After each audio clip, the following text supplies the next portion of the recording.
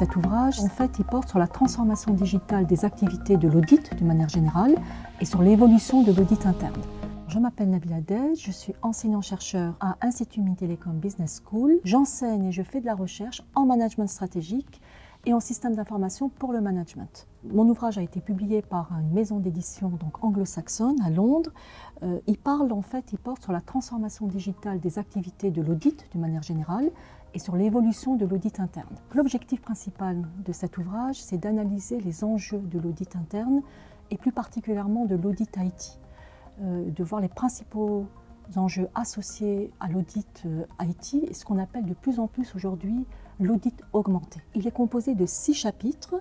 Donc dans un premier chapitre, en fait, ce qu'on a tenté de faire, c'est de donner une vision historique de l'audit interne jusqu'à aujourd'hui, jusqu'à l'impact de la transformation digitale sur l'audit. Deuxième chapitre, on a montré les relations entre la stratégie et l'audit interne. Et on se rend compte de plus en plus que l'audit interne devient une fonction stratégique au sein de l'entreprise. Troisième chapitre, il est dédié à l'analyse des risques et la mise en conformité. Aujourd'hui, c'est une question absolument cruciale dans laquelle l'audit interne joue un rôle très important. Quatrième chapitre est dédié aux principales méthodologies d'audit que les grands cabinets utilisent aujourd'hui. Cinquième chapitre est vraiment dédié au rôle prédominant de la technologie et des nouvelles technologies comme l'intelligence artificielle, data analytics, la RPA, qui jouent un rôle très important, ce qui sous-tend aussi qui va conduire également à une évolution des compétences des auditeurs. Et enfin, le dernier chapitre est consacré à l'impact de la crise sanitaire sur les activités d'audit, comment les grands cabinets se sont un petit peu transformés d'un point de vue organisationnel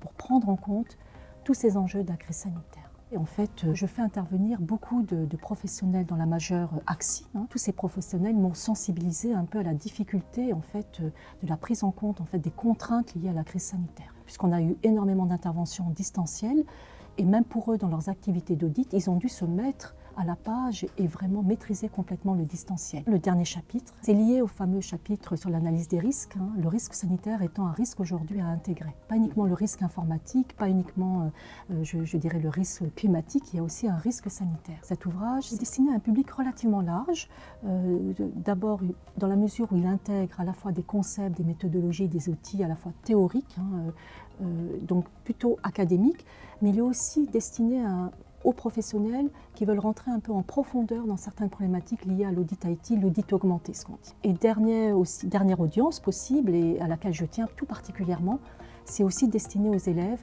notamment tous ceux qui suivent un parcours en système d'information dans cette école et plus largement dans d'autres écoles.